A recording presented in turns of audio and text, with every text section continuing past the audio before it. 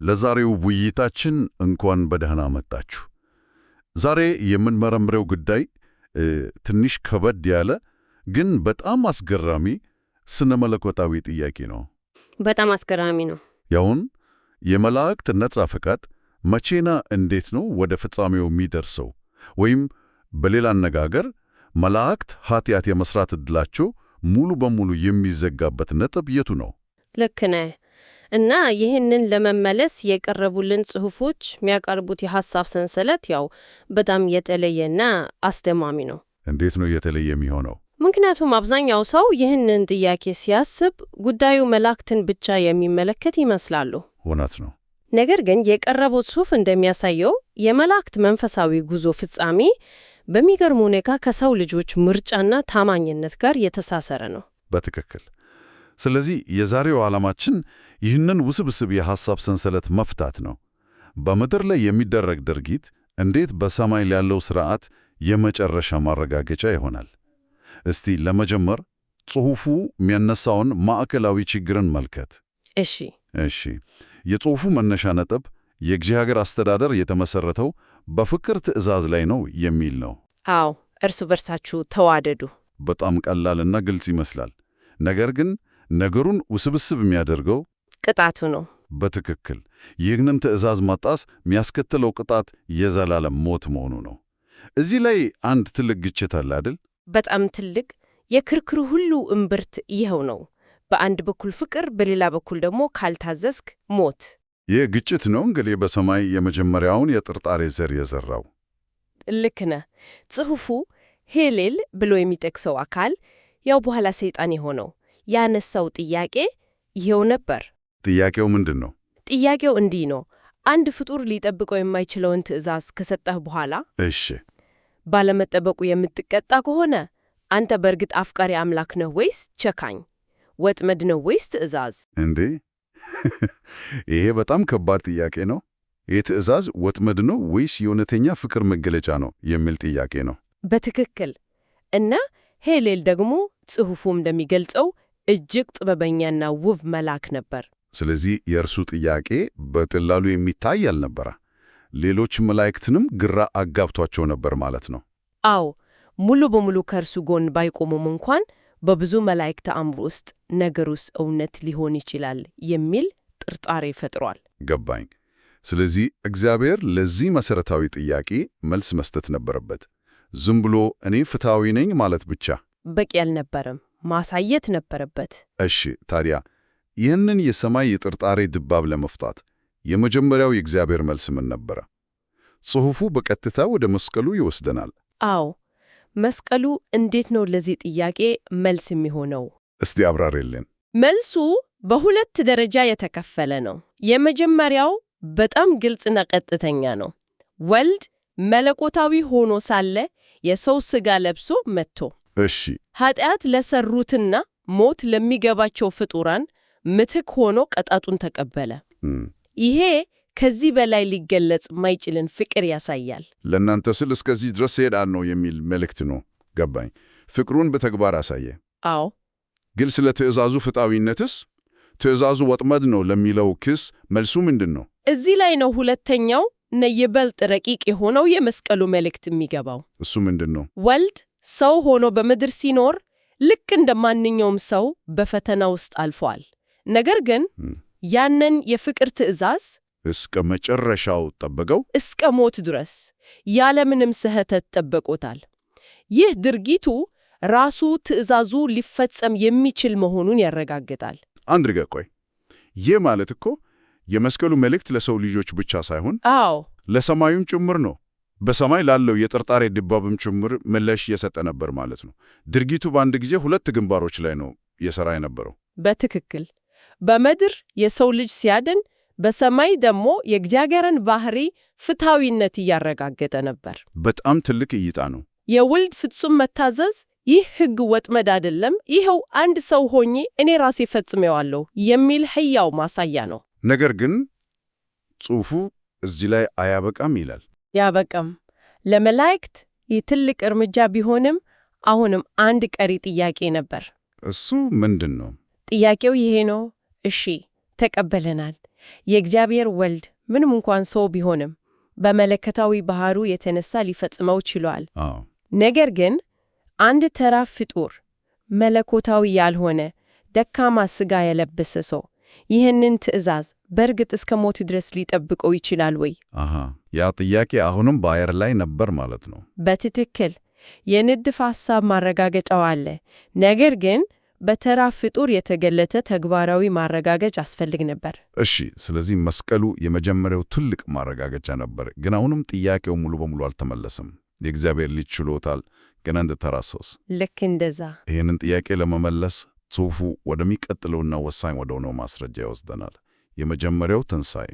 ይህ ምንድን ነው? የመጀመሪያው ትንሣኤ የሚለው ጽንሰ ሐሳብ የነገሩ ሁሉ ቅንጮ ነው። እንዴት? ጽሑፉን ለሚለው እግዚአብሔር ከሰው ልጆች መካከል አስቀድሞ የመረጣቸውና የወሰናቸው የተወሰነ ቁጥር ያላቸው ሰዎች አሉ። እሺ።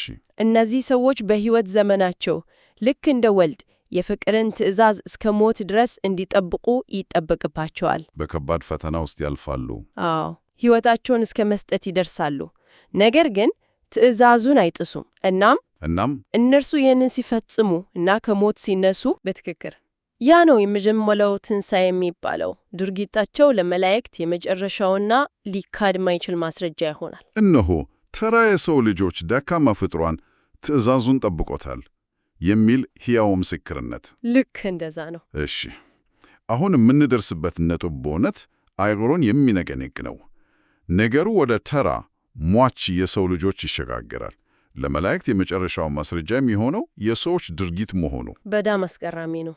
ያ ቅጽበት ነው ሁሉም ነገር የሚለወጠው። ያኔ መላእክት ይህንን ሲያዩ ምን ይሆናሉ? ያንን ሲመለከቱ የሄሌል ጥርጣሬ ሙሉ በሙሉ ይወርቃል። ትእዛዙ ወጥመድ ሳይሆን በደካማ ፍጡራን እንኳን ሊደረስበት የሚችል ሕይወት መንገድ መሆኑን በማያዳግም ሁኔታ ይረዳሉ። ገባኝ። ነገሩን እንደዚህ አስቡ።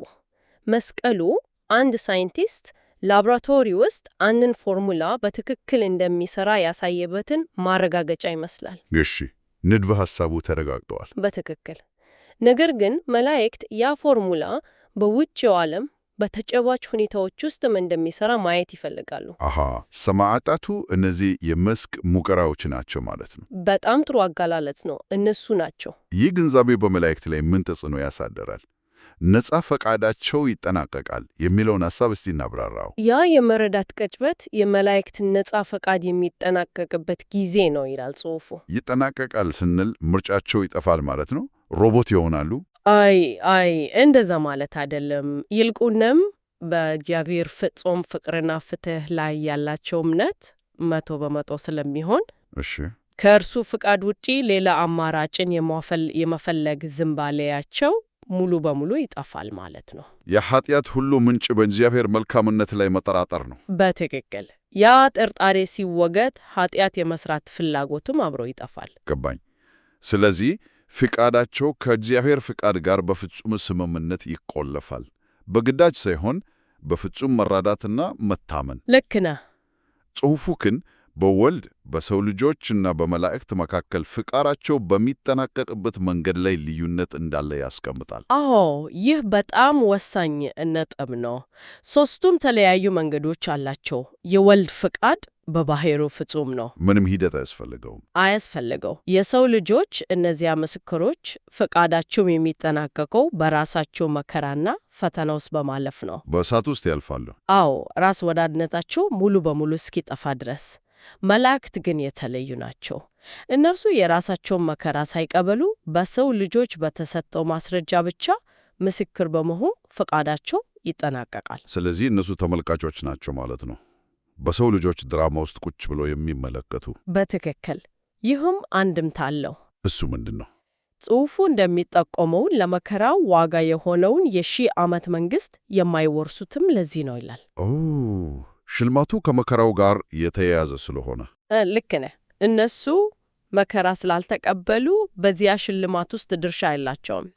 ፈቃዳቸው ግን በሰው ልጆች መከራና ድል አማካኝነት ይጠናቀቃል። እሺ፣ ወደዚያ ወሳኝ ቁጥር እንምጣ። 144,000። ጽሑፉ በዚህ ላይ በጣም ግልጽ ነው። የመላው ፍጥረት ዕጣ ፈንታ በዚህ ትክክለኛው ቁጥር ባላቸው ምስክሮች ላይ የተመሰረተ ነው ይላል። ሁሉም ይህንን ተልእኮ ያለምንም ስህተት ማጠናቀቅ አለባቸው። ቆይ ይሄ እኮ የማይመስል ነገር ነው። በጣም የእግዚአብሔር ዕቅድ በሙሉ በአንድ ሰው ስህተት ብቻ ሊፈረስ ይችላል ማለት ነው። ይህ እኮ ከልክ ያለፈ ስጋት ሪስክ። በጣም ትክክል ነው። ይህ የዕቅዱ እጅግ አስጊ ክፍል ይመስላል። ጽሑፉም ይህንን ነጥብ አይደብቅም። እንዲያውም ተቃራኒ መከራከሪያ ያቀርባል። ይህ ዕቅድ ለሰይጣን እጅግ በጣም ቀላል የድል መንገድ ይሰጠዋል ይላል። እንዴት? ምክንያቱም ዕቅዱን በሙሉ ለማፍረስ የሚያስፈልገው ከ144 ሺዎች ውስጥ አንዱን ሰው ብቻ ማሳት ነው። አንዱ ብቻ ቢወድቅ ቁጥሩ አይሞላም፣ ማስረጃው ፍጹም አይሆንም፣ የመላእክትም ጥርጣሬ አይወገድም፣ ሁሉም ነገር ይፈርሳል። ያልተጻፈ ሰማያዊ ዕጣ ፈንታ በአንድ ደካማ ሰው ምርጫ ላይ የተንጠለጠለ ይመስላል። ታዲያ ጽሑፉ ይህንን ግዙፍ የሚመስል ችግር እንዴት ነው የሚያብራራው? የሚቀርበው መፍትሄ በጣም ረቂቅ እና አስገራሚ ነው። ጽሑፉ እንደሚለው እንደዚህ 144 ሺህ የተመረጡ ግለሰቦች ለመጨረሻ ፈተናቸው ከመቅረባቸው በፊት ነፃ ፈቃዳቸው አስቀድሞ የተጠናቀቀ መሆኑን ይገልጻል። አንድ ደቂቃ፣ ይሄ ግራ ያጋባል።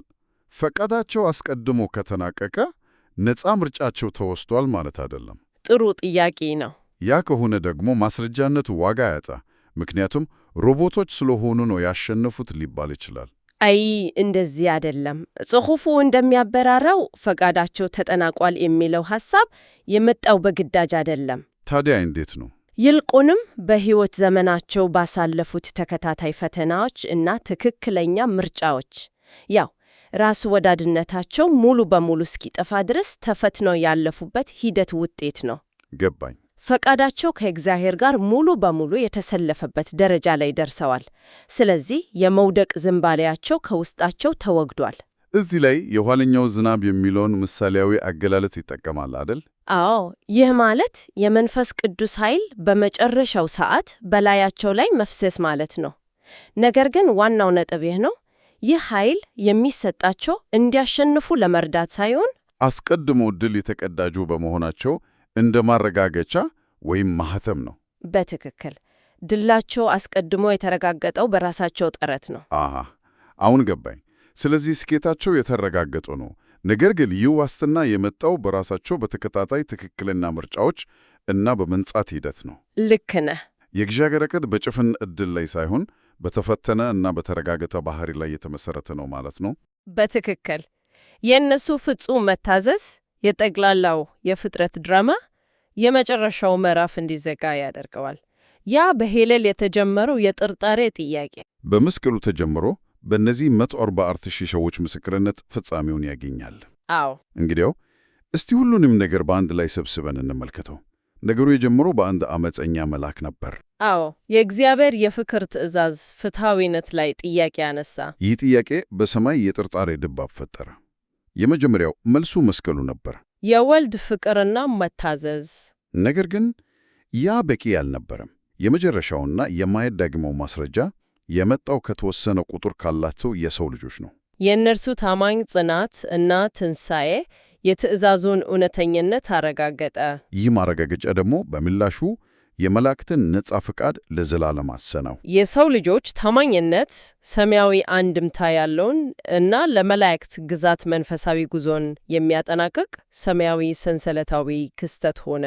የምድር ድራማ የሰማይን ዕጣ ፈንታው ወሰነ ማለት ነው። እሺ፣ ከመዘጋታችን በፊት አንድ ለመደምደሚያ የሚሆን ጥያቄ እናንሳ። እሺ።